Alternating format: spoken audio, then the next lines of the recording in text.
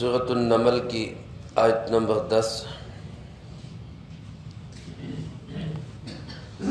الحمدللہ وکفی وسلام علی عبادہ الذین اصطفی، خصوصاً علی سید الرسل وخاتم الانبیاء وعلی آلہ واصحابہ الاتقیاء۔ اما بعد فاعوذ باللہ من الشیطان الرجیم، بسم اللہ الرحمن الرحیم۔ وَأَلْقِ عَصَاكَ فَلَمَّا رَآهَا تَهْتَزُّ كَأَنَّهَا جَانٌّ وَلَّىٰ مُدْبِرًا وَلَمْ يُعَقِّبْ يَا مُوسَىٰ لَا تَخَفْ إِنِّي لَا يَخَافُ لَدَيَّ الْمُرْسَلُونَ إِلَّا مَنْ ظَلَمَ ثُمَّ بَدَّلَ حُسْنًا بَعْدَ سُوءٍ فَإِنِّي غَفُورٌ رَحِيمٌ۔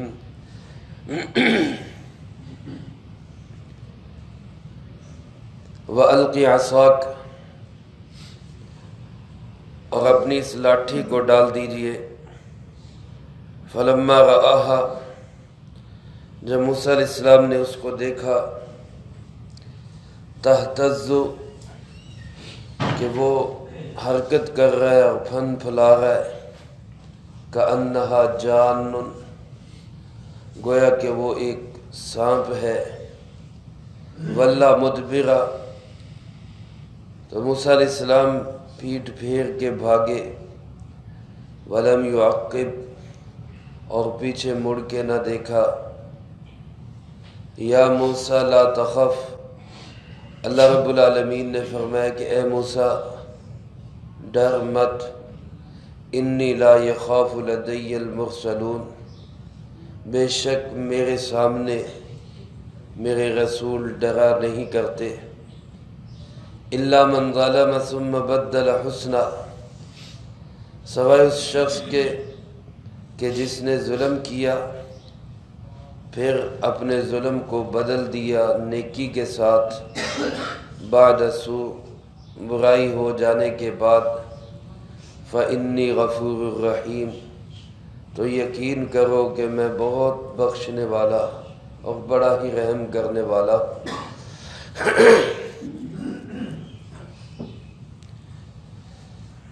حضرت سیدنا موسیٰ علیہ السلام مدین سے مصر کی طرف واپس جاتے ہوئے اپنی اہلیہ کے لیے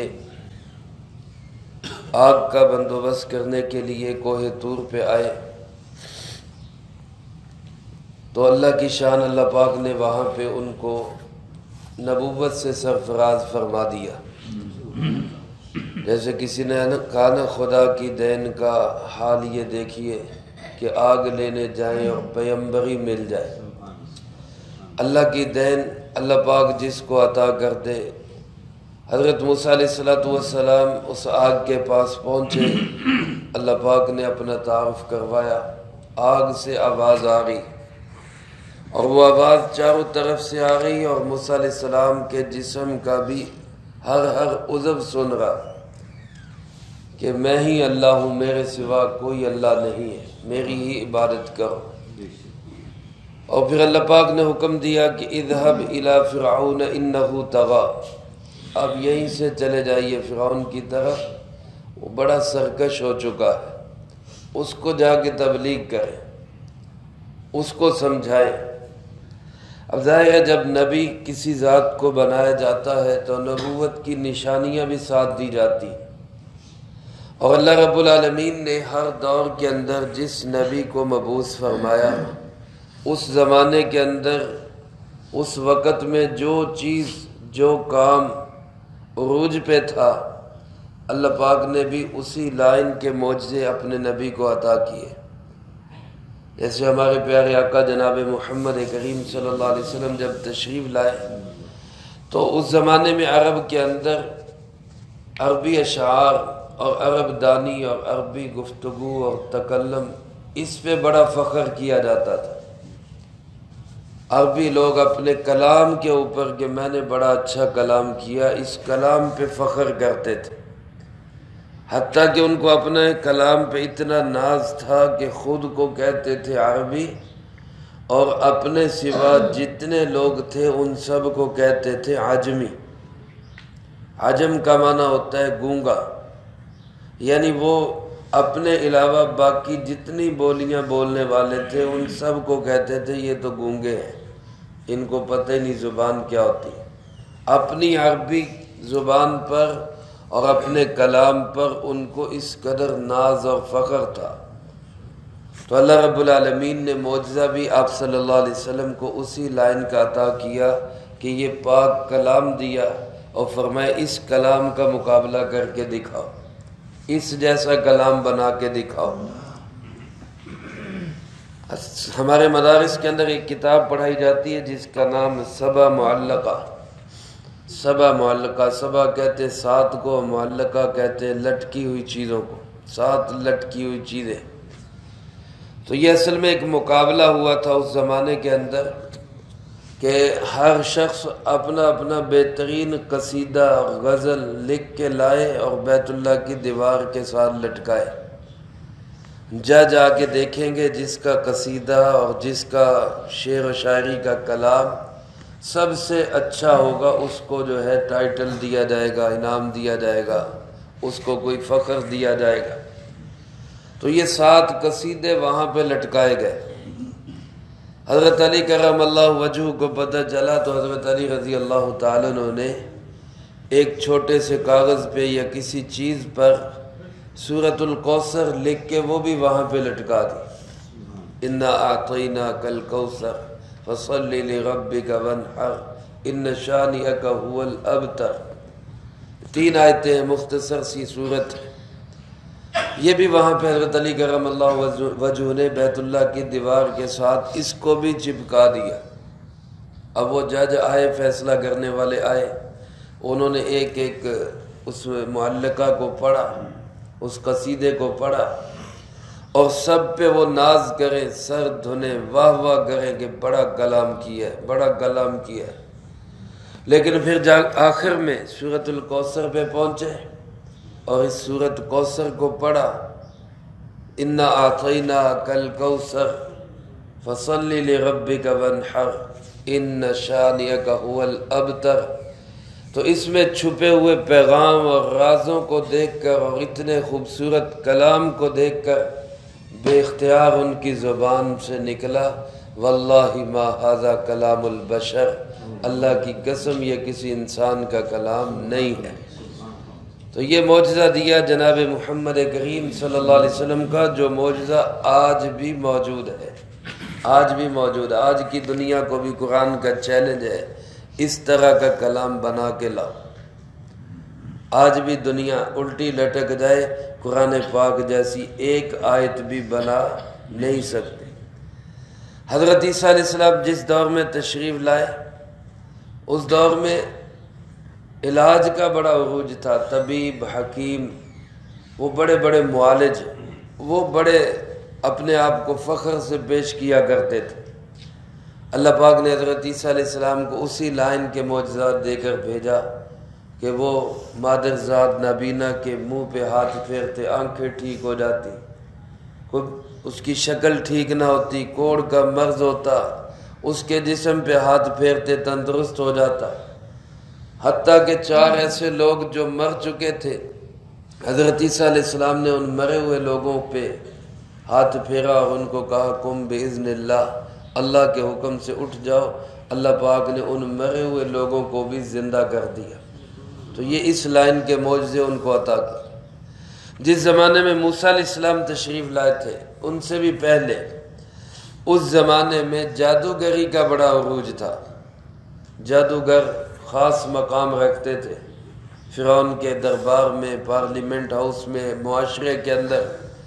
جیسے آج ہمارے یہاں کسی پڑھے لکھے سائنسدان، ڈاکٹر، انجینئر کی بڑی عزت و ویلیو اور مقام ہوتا ہے کہ یہ بڑا پڑھا لکھا ہے، اس زمانے میں جادوگروں کو بھی یہی مقام حاصل تھا۔ تو موسیٰ علیہ السلام کو اللہ پاک نے معجزات بھی جو عطا کیے وہ اسی لائن کے معجزات عطا کیے۔ اللہ پاک نے فرمایا القی عصاک، اے موسیٰ اپنی لاٹھی ڈال دیجئے۔ موسیٰ علیہ السلام نے وہ لاٹھی جو ہاتھ میں پکڑی ہوئی تھی، ڈنڈا اور عصا ہاتھ میں رکھنا یہ سنت ہے۔ جناب محمد کریم صلی اللہ علیہ وسلم کے پاس بھی عصا ہوا کرتا تھا، سفر میں بھی کام آتا ہے، خطرات میں بھی کام آتا ہے، فوائد بھی اس سے حاصل ہوتے ہیں۔ یہ بھی ان سنتوں میں سے ہے جو عملاً آج متروک ہو چکی، چھوڑی جا چکی ہے۔ اللہ پاک مجھے آپ کو سب کو اپنے محبوب صلی اللہ علیہ وسلم کی ایک ایک سنت کو زندگی میں لانے کی توفیق نصیب فرمائے۔ تو حضرت موسیٰ علیہ السلام کے ہاتھ میں بھی وہ لاٹھی تھی، سفر میں تھے، اللہ پاک نے فرمایا لاٹھی پھینک دیجئے، لاٹھی پھینک دی۔ جیسے ہی وہ لاٹھی پھینکی تو وہ ایک سانپ بن گئی۔ قرآن کریم میں مختلف جگہوں پہ اس کے لیے مختلف لفظ آئے، کہیں فرمایا فَإِذَا هِيَ ثُعْبَانٌ مُبِينٌ، وہ لاٹھی ایک بہت بڑا اژدہا بن گئی۔ ثعبان عین کے ساتھ ثعبان یہ کہتے ہیں بہت بڑے سانپ کو، بہت بڑے اژدہے کو۔ یہاں اس کے لیے لفظ ارشاد فرمایا گیا تہتز کأنہا جان، کہ وہ ایسے حرکت کر رہا تھا، تہتز جیسے سانپ کی حرکت ہوتی ہے اور جیسے وہ اپنے پھن کو پھیلاتا ہے، تو وہ ایسے پھن پھنا رہا تھا گویا وہ ایک جان ہو۔ اور جان کہتے ہیں باریک اور لمبے پھرتیلے سانپ کو، باریک سانپ، لمبا سانپ اور جو پھرتیلا ہو، تیز ہو، اس کو کہا جاتا ہے جانن، کیونکہ یہ جلدی چھپ جاتا ہے۔ اس لیے جانن کا معنی اصل میں ہے چھپ جانا۔ جان کے لفظ کے اندر، جن کے لفظ کے اندر پوشیدگی کے معنی آتے ہیں۔ جن کو بھی اس لیے جن کہتے ہیں کہ وہ چھپ جاتا ہے، چھپا ہوا ہوتا ہے۔ جنت کو بھی اس لیے جنت کہتے ہیں کہ وہ چھپی ہوئی ہوتی ہے۔ مجنون کو بھی اس لیے مجنون کہتے ہیں کہ اس کی عقل چھپی ہوئی ہوتی ہے۔ اس سانپ کو بھی اس لیے کہتے ہیں جانن، کیونکہ یہ بھی جلدی چھپ جاتا ہے۔ تو علماء نے لکھا ہے کہ وہ سانپ اپنی جسامت کے لحاظ سے تو ثعبان تھا، بہت بڑا تھا، لیکن اپنی حرکت اور تیزی کے اعتبار سے وہ بڑا ہونے کے باوجود چھوٹے اور لمبے سانپ کی طرح اور باریک سانپ کی طرح پھرتیلا سانپ تھا۔ یہ دونوں اللہ پاک نے اس کے اندر نشانیاں پیدا کی، جسم بہت بڑا لیکن پھرتیلا وہ باریک سانپ کی طرح۔ اور فرمایا موسیٰ علیہ السلام نے جیسے ہی اس کو دیکھا واللہ مدبرا، موسیٰ علیہ السلام تو پیٹھ پھیر کے بھاگے، ولم یعقب، اور پیچھے مڑ کے بھی نہیں دیکھا۔ ظاہر ہے سانپ ہے اور سانپ سے ہر انسان خوفزدہ ہو جاتا ہے، طبی چیز ہے، اور یہ طبی طور پہ کسی چیز سے خوفزدہ ہو جانا یہ کوئی شان نبوت کے خلاف نہیں۔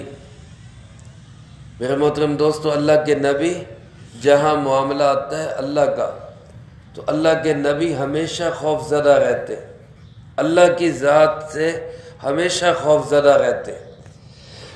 یہاں بھی علماء نے لکھا ہے، مفسرین کرام رحمہم اللہ نے لکھا ہے کہ موسیٰ علیہ السلام کو جو خوف ہوا تھا یہ سانپ کا خوف نہیں تھا، یہ خوف اس بات کا تھا کہ ابھی اللہ پاک نے اپنا تعارف کروایا ہے اور ابھی یہ لاٹھی سانپ بن گئی، کہیں اللہ کی طرف سے مجھ پہ کوئی عذاب تو نہیں آ رہا۔ تو موسیٰ علیہ السلام کو یہ خوف سانپ کا نہیں تھا، اللہ رب العالمین کا ہی خوف تھا۔ حدیث پاک میں آتا ہے جب بادل آتے اور بارش والی ہوائیں چلنا شروع ہوتی تو جناب محمد کریم صلی اللہ علیہ وسلم کے چہرے مبارک کا رنگ بدل جاتا۔ خوف سے آپ کبھی گھر کے اندر جاتے، کبھی مسجد میں آ جاتے، بار بار چکر لگاتے خوف کے عالم میں، اور جب تک بارش شروع نہ ہو جاتی تب تک آپ صلی اللہ علیہ وسلم خوف زدہ ہی رہتے تھے۔ پھر صحابہ نے جب پوچھا اللہ کے محبوب اس میں کیا چکر ہے، بادل آتے ہیں، ٹھنڈی ہوائیں چلتی تو لوگ تو خوش ہو جاتے اور آپ پریشان ہو کے خوف زدہ ہو جاتے۔ تو آپ صلی اللہ علیہ وسلم نے ارشاد فرمایا مجھے کیا معلوم کہ یہ جو بادل آئے ہیں یہ پانی والی بارش لے کے آئے ہیں یا آگ والی بارش لے کے آئے۔ کچھ بادل تو وہ بھی آئے تھے جو آگ والی بارش لے کے آئے تھے، اس لیے میں ڈرتا ہوں کہ یہ بادل وہی نہ ہو جو آگ برسانے کے لیے آئے۔ تو یہ اللہ کا خوف ہے، اللہ کے نبیوں پہ علیہم الصلاۃ والسلام پہ ہمیشہ اللہ کا خوف طاغی رہتا تھا، لیکن کسی مخلوق سے، کسی انسان سے، کسی اور چیز سے وہ اس لیے خوف زدہ نہیں ہوتے تھے کہ ان کا پورا بھروسہ کس پہ ہوتا تھا؟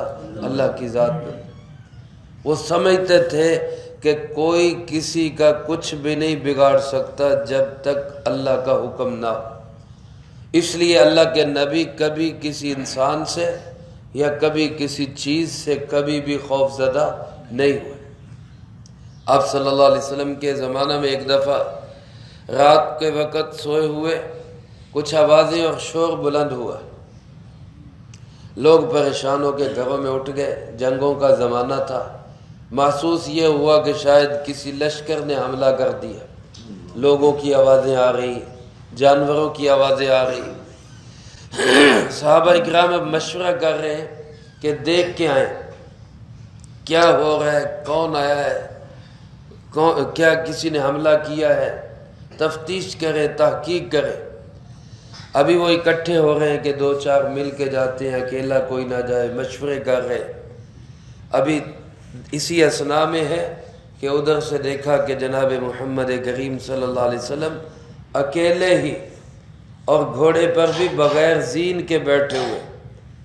بغیر زین کے گھوڑے کی پشت پہ بیٹھنا اسی شخص کا کام ہے جو گھوڑوں کے متعلق خوب مہارت رکھتا، عام آدمی نہیں بیٹھ سکتا، زین کے ساتھ بیٹھنا بھی مشکل ہے عام آدمی کا۔ تو سرکار دو عالم صلی اللہ علیہ وسلم بغیر زین کے گھوڑے کی ننگی پشت پہ بیٹھے ہوئے وہاں سے تشریف لا گئے، اور آپ نے فرمایا کہ کچھ نہیں، آرام سے جا کے سو جاؤ، میں دیکھ آیا ہوں کوئی لشکر وشکر نہیں ہے، چند لوگ تجارت کے لیے آئے ہیں، تجارتی قافلہ آیا ہے اور وہ پڑاؤ کر رہے ہیں، اس لیے ان کا شور ہے، لہذا کوئی فکر کی بات نہیں۔ تو ایسے بہادر تھے ہمارے پیارے آقا جناب محمد کریم صلی اللہ علیہ وسلم۔ تو اللہ کے نبی خوف زدہ نہیں ہوتے، انسانوں سے یا مخلوق سے نہیں ڈرتے، ڈر صرف کس کا ہوتا ہے؟ خالق کا ہوتا ہے، اللہ کا ہوتا ہے۔ اللہ پاک نے تسلی دیتے ہوئے فرمایا یا موسیٰ لا تخف، اے موسیٰ ڈرنے کی ضرورت نہیں، یہ آپ کے لیے نہیں بنا، اس لیے آپ کو کچھ نہیں کہنا۔ اور انی لا یخاف لدی المرسلون، جو میرے رسول ہوتے ہیں وہ نہیں ڈرا کرتے، جو میرے نبی اور رسول علیہ السلام ہوتے ہیں وہ نہیں ڈرتے، کیونکہ ان کی زندگی پاک صاف ہوتی ہے، ان کی زندگی میں کوئی گناہ نہیں ہوتا۔ رب سے تو ڈرے وہ ڈرے جس کی زندگیوں میں گناہ ہے۔ اللہ کے نبیوں کی زندگیاں معصوم اور پاک ہوتی ہیں، اللہ کے نبیوں کو خود اللہ تسلی دیتا ہے، وہ تو ڈرتے ہیں لیکن اللہ تسلی دیتا ہے کہ آپ کو ڈرنے کی ضرورت ہے۔ فرمایا ڈرے وہ الا من ظلم، جس شخص نے ظلم کیا، جس سے کبھی کوئی گناہ ہو گیا وہ ڈرے۔ یہاں علماء فرماتے ہیں کہ یا تو یہ استثناء متصل ہے، یعنی موسیٰ علیہ السلام کو یہ کہا گیا کہ رسول نہیں ڈرتے سوائے اس رسول کے جس سے کوئی غلطی ہو گئی ہو، کوئی لغزش ہو گئی ہو، کوئی بھول ہو گئی ہو، یا استثناء منقطع ہے جس کا مطلب یہ ہے کہ رسول نہیں ڈرتے، بالکل نہیں ڈرتے، ہاں وہ انسان ڈرتے ہیں، وہ لوگ ڈرتے ہیں جن سے گناہ ہوا، الا من ظلم، جو گناہ گار ہو، گناہ ہو چکا ہو، لیکن ثم بدل حسنا بعد سوء، پھر وہ اپنی برائی کے بعد اچھائی کے ساتھ اس کو بدل دے۔ گناہ ہو گیا توبہ کر لے، غلطی ہو گئی معافی مانگ لے، ایک گناہ کر لیا اس کے بعد کوئی نیکی کا کام کر لے، کوئی صدقہ خیرات کر دے، کوئی نفل پڑھ لے، کوئی اور نیکی کا کام کر لے۔ تو یہ اس نے کیا کیا؟ بدل حسنا بعد سوء، اس نے برائی کو کس کے ساتھ بدل دیا؟ اچھائی کے ساتھ بدل دیا۔ اس نے غلطی کو اور ظلم کو اللہ کے ساتھ مغفرت اور اچھے عمل کے ساتھ اس نے بدل دیا۔ اور جو ایسا انسان ہوتا ہے اللہ پاک فرماتے اس کے لیے میں بڑا ہی بخشنے والا، بڑا ہی رحم کرنے والا۔ میرے محترم دوستو، حضرت موسیٰ علیہ السلام سے بھی ایک لغزش ہو گئی تھی کہ یہاں مصر سے جاتے ہوئے ایک قبطی ان کے ہاتھ سے مارا گیا تھا۔ یہ تو اللہ پاک نے اس کی تسلی دے دی کہ گھبرانے کی بات نہیں، آپ نے جان بوجھ کے نہیں کیا، پھر آپ اس پہ شرمندہ ہو گئے، نادم ہو گئے، ہم نے معاف کر دیا، لہذا کوئی گھبرانے کی بات نہیں۔ اور دوسرا اس میں میرے آپ کے لیے، ہر ایک مسلمان اور انسان کے لیے اس میں بہت بڑا تسلی کا پیغام ہے کہ انسان جتنا بڑا بھی مرضی گناہ گار ہو، اللہ کی رحمت سے زیادہ گناہ نہیں کر سکتا۔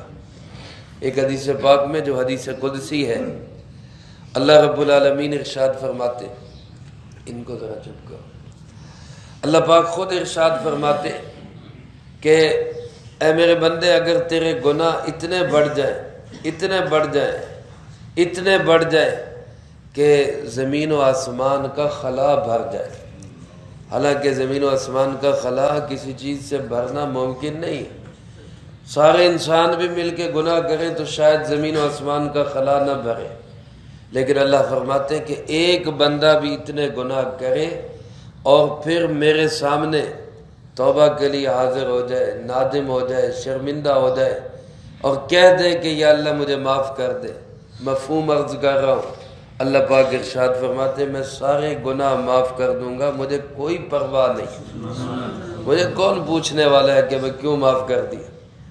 میرے محترم دوستو، اتنا کریم اور رحیم اور پیار کرنے والا اللہ جو اتنے بڑے گناہوں کے بعد اللہ پاک اس قدر معاف کر دیتا ہے، تو پھر ہم اپنے گناہوں سے معافی نہ مانگے، توبہ استغفار نہ کریں تو ہماری کم نصیبی ہے۔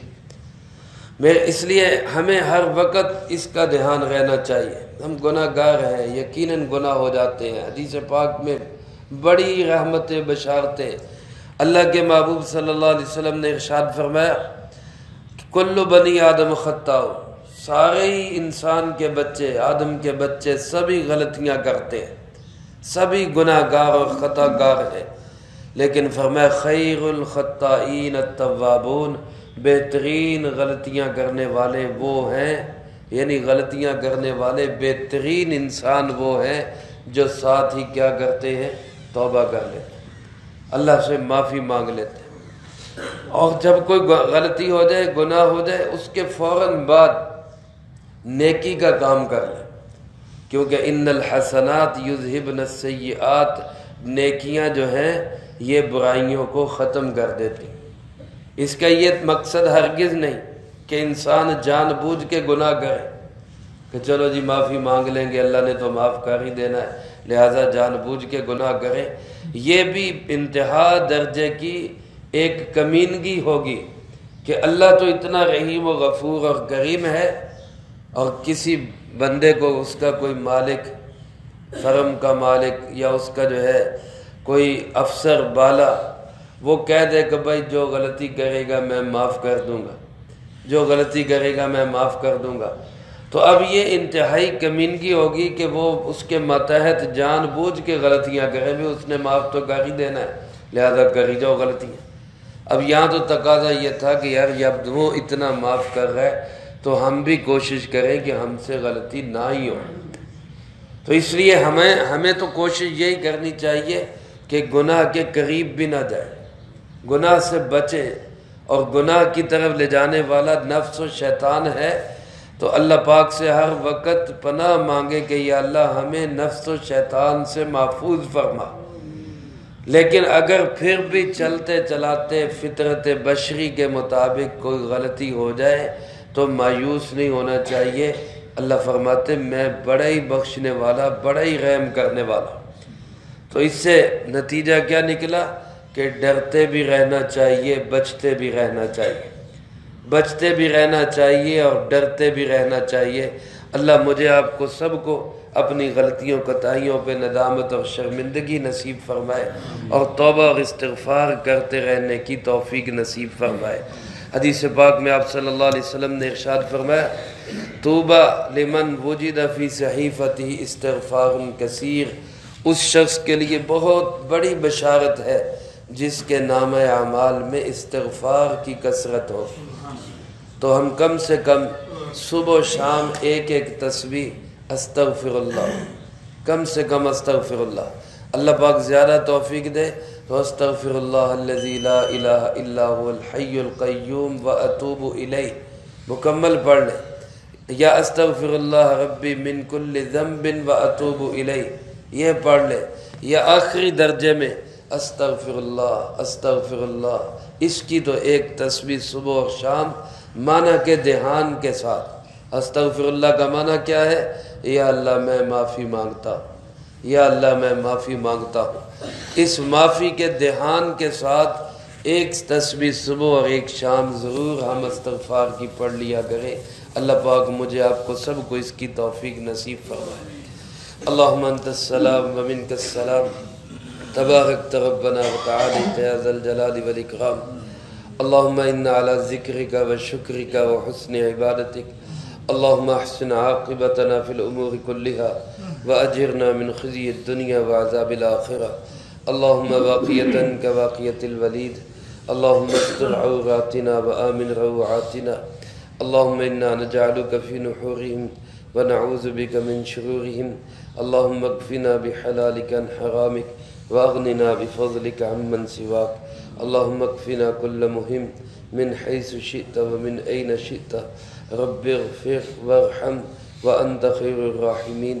ربنا تقبل منا انك انت السميع العليم وتب علينا انك انت التواب الرحيم. وصلى الله على النبي الكريم وعلى آله واصحابه اجمعين برحمتك يا ارحم الراحمين.